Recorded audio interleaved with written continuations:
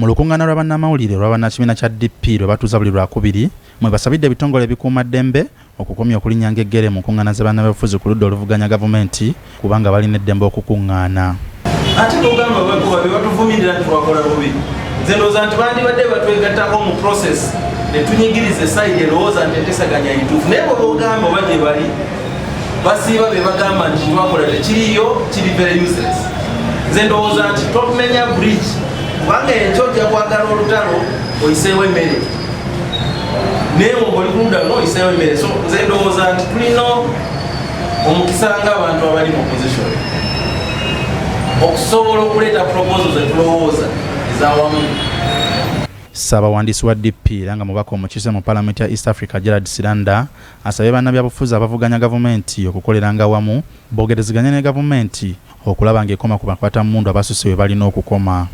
Uganda ekkubo lyokkaliririmu yakukulawo omwata gwakogera kubanga ananyigiriza naye yeetaaga assurance tanaabeerawo n'okubanyigiriza naye yeetaaga assurance tono wanaagenda omulala yajja okujja kubanga tunyumiza wano Uganda amini genda otegenda tetufunye solution.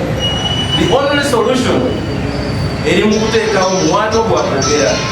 Kenya bwe baakola nga baagala kwavoidinga moyi.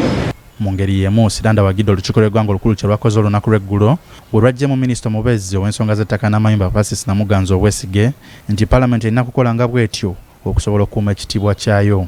Therefore expectation y'Abannayuganda oba okusuubira kw'Abannayuganda gye muli kati kwongedde obunene erina abo abatulugunya abantu. We have a lot of expectation with those ministers under their ministries where people are being tortured. Tujja kukola tutya? So tutunulire Paalamenti nese tutunulira yenna abo bonna abasobeza Abannayuganda. Ono era ategeezezza nti embeera eno yabadde esobola okwewalika singa wabadde okuteeseganya okumala wakati w'enjuyi zombi olwo ne beewala enjawukana. Wandibaddewo kye tuyita conflict resolutions ne zituulibwamu babaka bakulu bangi abalina experience n'abantu abalala ne tutatuuka ku level eno kubanga honorable minister bamusensualize. Kituufu n'obwagenda n'atafuuka minisita era ajja kudda atule mu Paalamenti nga backbencher abantu 356 kijja muzibuwalira ani koligi we bali 5 abatamulooza n'abalala 3 kati abaayina abantu bamwenda. So kiba kizibu ate sipiika y'omu anaamutunulako atya ng'awanise omukono okwogera abantu. Banna DP era baagala ababaka ba Paalamenti ne sipiika yennyini beewala enjawukana era bawadde ekyokulabirako ekya ssentebe w'akakiiko ka Kosase Joel Ssennyonyi ne sipiika Annette Anita Among abatandise okweyogerera ebisongovu.